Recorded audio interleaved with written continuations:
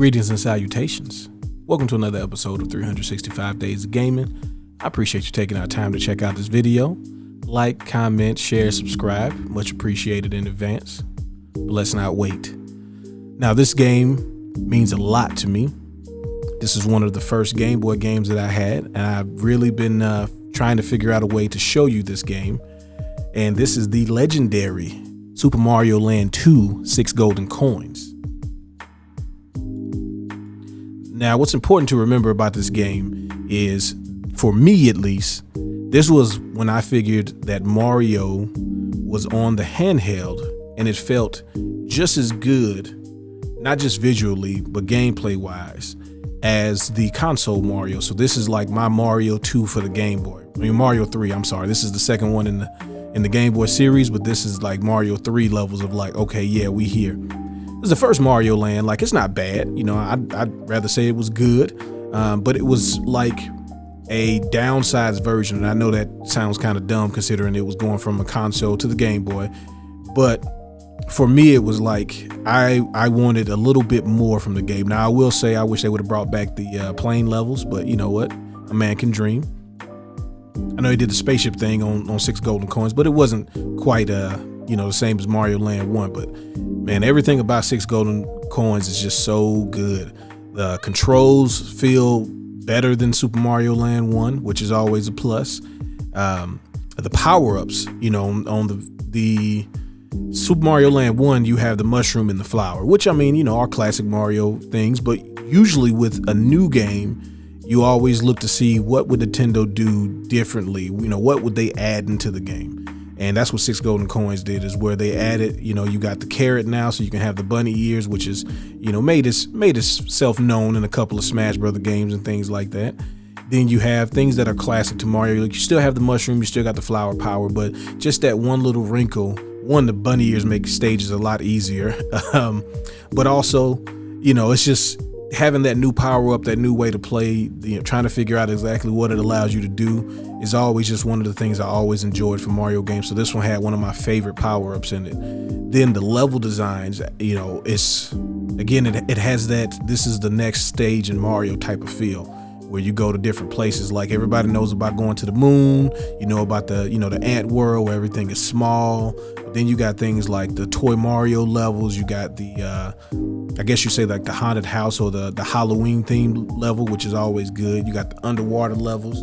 And then the bosses are really good in this game. I didn't get a chance to show you all of them like I wanted to. Otherwise, this video would probably be like 30 minutes. And I'm not sure if you're really in the mood for some 30-minute videos, nor do I feel like, I don't know if I want to make a 30-minute video for each of these games. But I wanted to show you some of my favorite ones, so that's how I kind of decided what levels I went to. Also, the ship one was kind of just right there, so I was like, all right, yeah. Plus, I like the fact that you go inside of a whale for one of the levels. You know, and again, that just speaks to the level of design that they were putting out with this game. Not to say that it has dropped from Nintendo, but I mean, this is, come on, this is like 91, 92. So this was amazing at the time, especially being handheld. You don't know how many sets of batteries that I ran through and how many times I had to try to turn the contrast all the way down to keep my screen from fading out. But again, that's how good 6 Golden Coins is.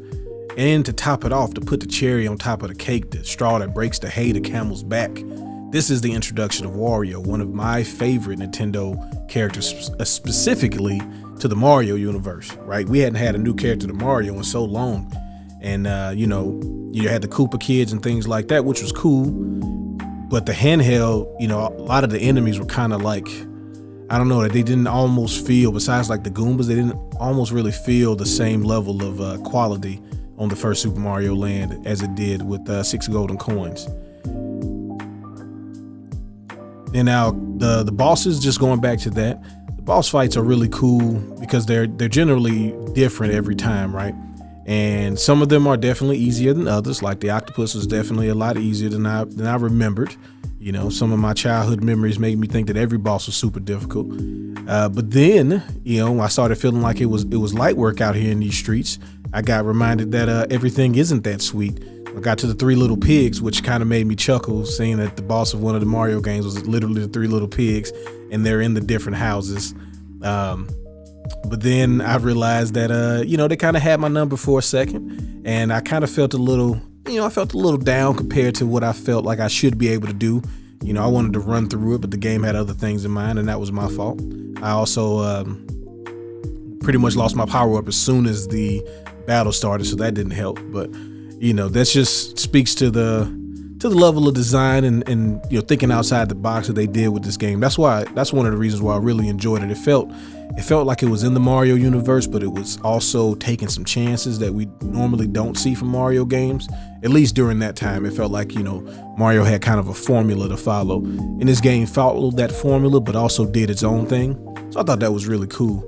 And something about the Game Boy that just brings back a lot of really good memories for me, and I always wanted to make sure I was able to shout out the Game Boy during the series. Now that I figured it out, I got the Super Game Boy action going on for you, which is also another amazing invention that Nintendo came up with. For those of you that don't know, Super Game Boy allowed you to play your Game Boy games on the Super Nintendo, and if the games were programmed for color options, then you would see the color options in the game that you were playing. And going from the shades of green that the Game Boy was and going into an actual colored game made the games even better, just from a visual standpoint. And also the screen on the Game Boy isn't the biggest, right? So you got to see everything on the big screen, and that's always cool. So this game represents not only just a great game, but a great time for me anyway.